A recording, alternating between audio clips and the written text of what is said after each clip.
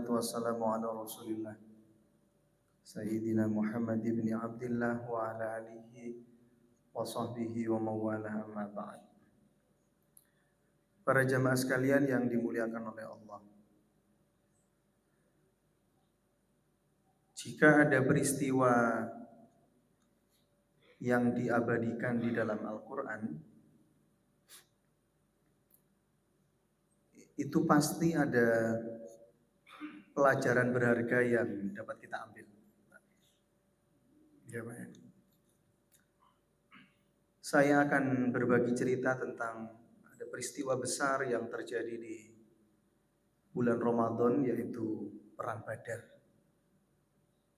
Diabadikan dalam Quran surah Ali Imran 123 ya Ustaz ya.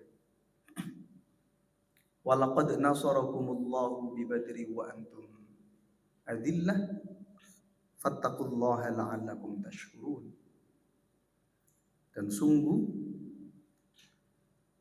Allah telah menyelamatkan, memenangkan, memberi kemenangan, membantu umat Islam pada perang Badar wa antum adillah. Padahal kalau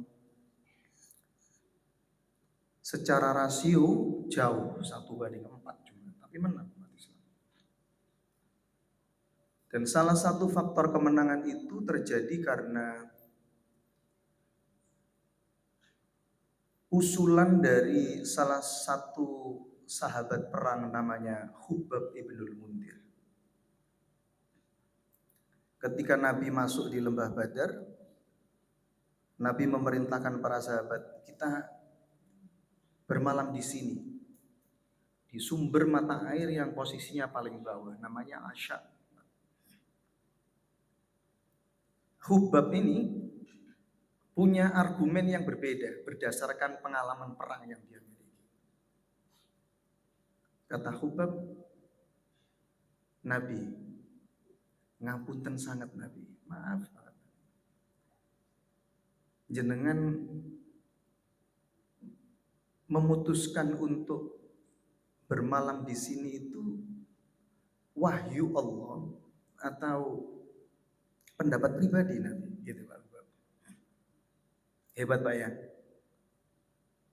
Sahabat yang mungkin dari status sosialnya jauh di bawah Nabi, tapi berani menyampaikan argumen terhadap pimpinannya, ini hebat. Kata Nabi, enggak, ini murni pendapat saya pribadi. Wah, kalau begitu Nabi, ngapunten sangat Nabi. Sepertinya kita harus berpindah di sumber mata air yang posisinya lebih tinggi dari musuh kita. Kita bangun tenda di sana, tampung air sebanyak-banyaknya, dan jangan ada yang tersisa untuk lawan kita. Gitu Pak, kata Khubbab ibnul Mundir. Dan kalau Bapak Ibu baca sejarah Perang Badar yang utuh Pak ya, utuh dari awal sampai akhir, ada nama Khubbab ibnul Mundir. Namanya tidak sebesar setenar kalau di kalangan kita Pak, Abdurrahman bin Auf, Bapak kenal Pak ya? Sa'ad bin Rabi, Mu'ad bin Jabal, Anas bin Malik, Abdurrahman bin Auf. Tapi dalam sejarah, strategi yang ditawarkan Khubbab itu menjadi salah satu penyebab kemenangan umat Islam pada masa itu. Ini salah satu kebesaran hati Rasulullah SAW. Tidak gampang Pak menerima masukan dari orang lain yang posisinya mungkin di bawah kita, itu butuh kebesaran hati yang luar biasa.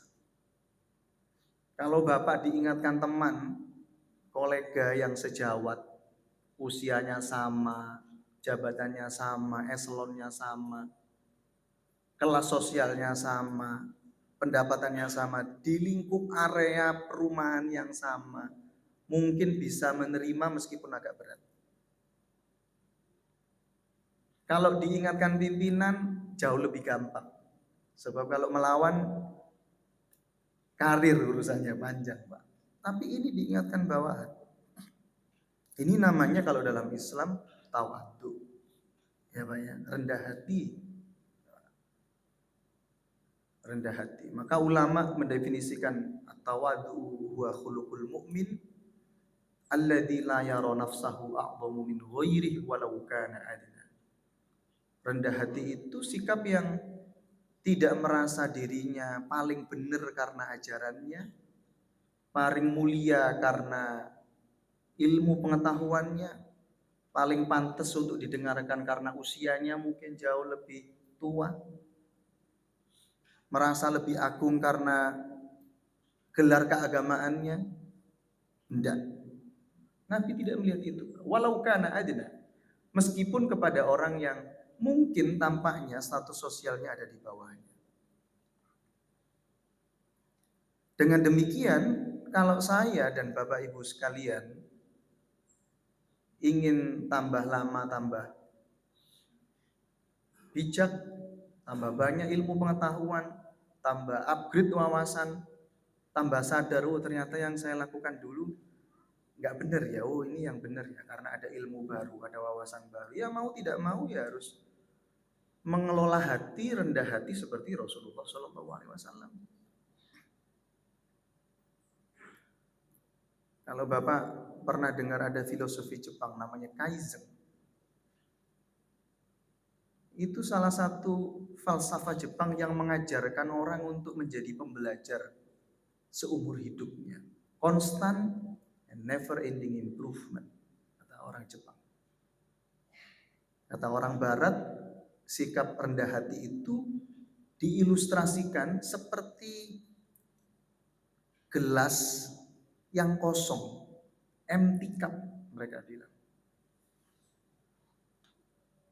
Orang kalau rendah hati, Pak, seperti gelas yang kosong, itu datang ke mana saja, itu siap menerima air baru, air kebaikan baru, ilmu baru, wawasan baru, enak diisi, gampang diisi.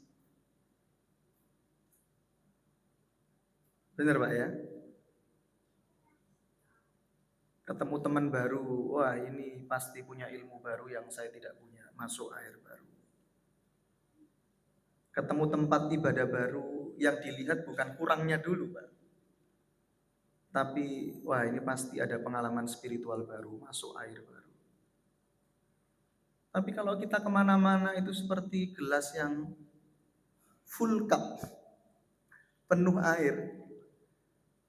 Bapak ketemu orang baru merasa Bapak berpangkat, padahal itu di kantornya Bapak, bukan di sini.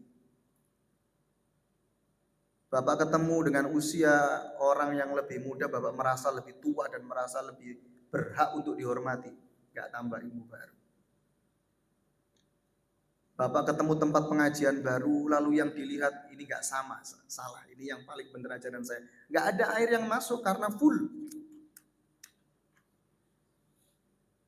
Muslim seperti Rasul itu alladzi la yara nafsahu a'dhamu min ghairi. Gelasnya kosong, Pak. Mudah menerima air baru, mudah.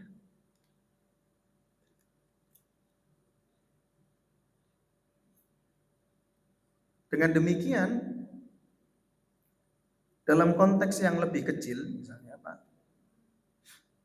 kalau saya dan Bapak Ibu hari ini ditakdir menjadi pasangan atau suami atau istri, ya mau tidak mau kalau kita mau tambah usia, tambah bijak, tambah pantas untuk dihormati, tambah ilmu baru, tambah wawasan baru, ya harus bersedia untuk berdiskusi, berdebat, bertukar pandangan dengan pasangan kita. Gitu Pak. Ada kalanya yang kita yakini benar itu tidak sepenuhnya benar meskipun kita suami Pak. Sangat mungkin, sangat mungkin. Di situ akan ada konflik, akan ada proses adjustment. Kita akan kaget, ternyata yang selama ini yang saya lakukan kepada pasangan kita itu ternyata dia tidak nyaman, hanya ngempet saja sebetulnya. Sungkan. Bertahan rumah tangga karena anak, kan gak enak Pak. Bertahan rumah tangga karena takut dibilang orang kalau bisa, gak enak. Kita maunya saling melengkapi, saling tahu satu sama lain. Dan itu harus diomongkan. Sayangnya adalah budaya kita, budaya timur, itu selalu orang-orang tua kita bilang, gak usah ribut, gak usah rame, tenang, tenang. Padahal konflik itu penting. Ya, kritik itu penting. Proses adjustment itu penting. Kenapa dalam Islam ada konsep islah? Karena ada potensi konflik. Kenapa di Islam ada konsep memaafkan? Karena ada potensi pertikaian. Kenapa di Islam itu ada konsep islah? Ya karena ada potensi pelanggaran. Kenapa ada undang-undang? Karena ada potensi kesalahan. Kan begitu Pak, logik. Tapi kalau semua orang dituntut damai, tidak ada konflik, hanya satu arah saja, ya tidak berjalan sunatullah. Kan begitu. Maka mau tidak mau kalau kita ingin menjadi pasangan ya didengerin Pak. Luangkan waktu untuk mendengar keluh kesah pasangan kita. Kita rumah tangga sudah lama, 25 tahun. Kasih dong masukan, kritik, saran supaya saya ini tambah umur, tambah bijak jadi pasangan. Dalam peran sebagai orang tua juga sama. Harus ada ruang dialog. Kalau Bapak Ibu hari ini menjadi pimpinan juga sama Pak. Harus ada momen itu Pak ya. Ketua organisasi, ketua OSIS, apalagi Pak, ketua majelis taklim, mau tidak mau harus ada momen khusus untuk mendengarkan feedback dari anggota kita, bawahan kita. Karena hanya dengan cara seperti itu organisasi kita tambah lama tambah bergerak dinamis. Alladzi la yara nafsahu a'dhamu min ghairihi walau kana adna. Mudah-mudahan kita diberi kekuatan oleh Allah untuk menjadi pribadi yang tidak lelah untuk belajar, senang mendengarkan masukan, ilmu baru, wawasan baru, pengalaman baru, kritik, menjadi gelas yang kosong ya Pak ya, empty cup. Yakin bahwa setiap perjumpaan baru itu ilmu baru, tempat baru, pengalaman baru. Ya. Dengan begitu kita tambah umur, tambah menjadi muslim yang bijak. Qulu qauli hadza. Astaghfirullah li wa lakum. Assalamualaikum warahmatullahi wabarakatuh.